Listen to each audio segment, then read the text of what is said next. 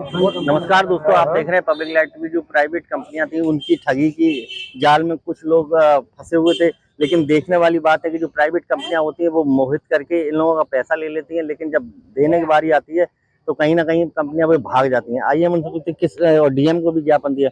क्या आज क्या समस्या थी? मैं संत स्वरूप राव इटावा ठगी पीड़ित परिवार की तरफ से आपसे ये प्रार्थना करता हूँ कि मेरा आज का ज्ञापन था कि भुगतान संबंधी समस्या।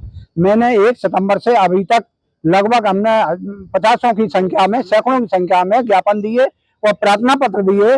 जिन प्रार्थना पत्रों पर मैं अपनी कार्रवाई तहसील स्तर के माध्यम से चाहते कि मार्च 2023 में हमारे भुगतान फार्म तहसीलों में जमा हुए थे। इटावा की जितनी भी तहसीलें हैं सारी तहसीलों में फार्म जमा हुए थे, सभी प्राधिकारों ने फार्म जमा कराए थे, लेकिन आज तक किसी भी प्रार्थना पत्र पर कोई कार्रवाई नहीं हुई है। हम जब भी आते हैं महीने में 2 हम मीटिंग करते हैं और हर मीटिंग में हम जिलाधिकारी महोदय को और राष्ट्रपति महोदय, प्रधानमंत्री महोदय, वित्त मंत्री महोदय, सभी लोगों को हम ज्ञापन देते हैं और सभी लोगों को प्रार्थना पत्र देते हैं। अभी तक किसी भी प्रकार की सुनवाई नहीं हुई है। हम सभी लोगों से और प्रशासन, शासन प्रशासन से यही चाहते हैं कि मेरी कार्रवाई तहसील स्तर के माध्यम से होना चाहिए। तहसीलों में जो हमने आवेदन फार्म जमा किए हैं उन पर दीमक लग रही है, सड़ रहे हैं, गल रहे हैं, क्या हो रहा है क्या नहीं हो रही है। तो उन फार्मों पर मेरे क्रम से जो जिस व्यक्ति के जिस कंपनी में जितने पैसा जमा है उस व्यक्ति की के हिसाब से ये प्रक्रिया बनाई जाए, ये लिस्ट जारी की जाए कि किस व्यक्ति का कितना पैसा किस किस कंपनी में जमा है और इसका भुगतान कैसे होगा कैसे नहीं होगा। इसके माध्यम से हम आप लोगों से यही गुजारिश करते हैं कि मेरे फार्मों पर और प्रार्थना पत्रों पर अतिशीघ्र कार्रवाई की जाए। हमारे सामने एक महिला भी खड़ी। आपका पैसा किस कंपनी में था? मेरा नाम उषा गौतम है, मैं ही इटावा से हूँ, ठगी पीड़ित परिवार से।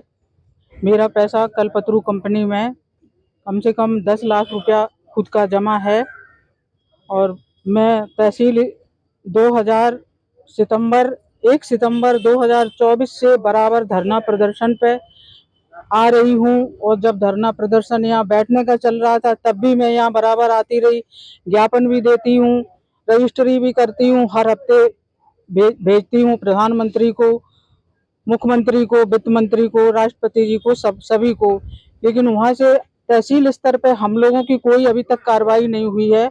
हम लोगों ने तहसीलदार से भी कई बार जाके वहाँ कहा भी कि हमारे जो आवेदन जमा हुए थे 2023 में उन पर क्या कार्रवाई हो रही है। तो तहसीलदार ने पहले तो उन्होंने ये कह दिया कि मेरे शासनकाल में ऐसा कुछ नहीं हुआ, फार्म आवेदन जमा नहीं हुए। तो मैंने उनसे ये कहा कि आपके शासनकाल में नहीं हुए, जो भी तहसीलदार के शासनकाल में हुए हैं तो उन्होंने आपको पूरा लेखा जोखा दिया होगा डाटा, तो उस पर आप कार्रवाई करिएगा, देखिएगा। तो उन्होंने कहा ये बहुत मुश्किल काम है। मैं यही चाहती हूँ कि हमारी आवेदनों पर कार्रवाई हो, तहसील स्तर पर जो डाटा तैयार हो और हम लोगों का पैसा जल्द से जल्द बोनस एक्ट 2019 के तहत वापस कराया जाए हम लोगों का। मैं ये सरकार से ये गुजारिश करती हूँ कि हम लोगों का ठगी पीड़ित का पैसा वापस कराया जाए। अभी आप डीएम साहब से मिलके हैं क्या सर? डीएम साहब तो नहीं आते हैं, उन्होंने कुछ नहीं कहा, ना कुछ कहते हैं, कभी केवल ज्ञापन ले लेते हैं बस। और वहाँ से कार्रवाई वही कोतवाली जाओ, कहीं सिविल लाइन थाना जाओ, कहीं कोई चौकी जाओ, कहीं कोई चौक, वहाँ बयान दर्ज हो जाते हैं जिनका कोई मतलब नहीं रहता है। ठगी पीड़ित परिवार वालों का कहना था कि हम डीएम साहब से और केंद्र सरकार और उत्तर प्रदेश सरकार से निवेदन करना चाहते हैं कि मेरा पैसा वापस किया जाए। देखने वाली बात है कि उत्तर प्रदेश सरकार और केंद्र सरकार इन ठगी पीड़ित परिवारों को कब तक सुध लेती है। कैमरामैन आकाश चौधरी के साथ रानू दीक्षित, इटावा।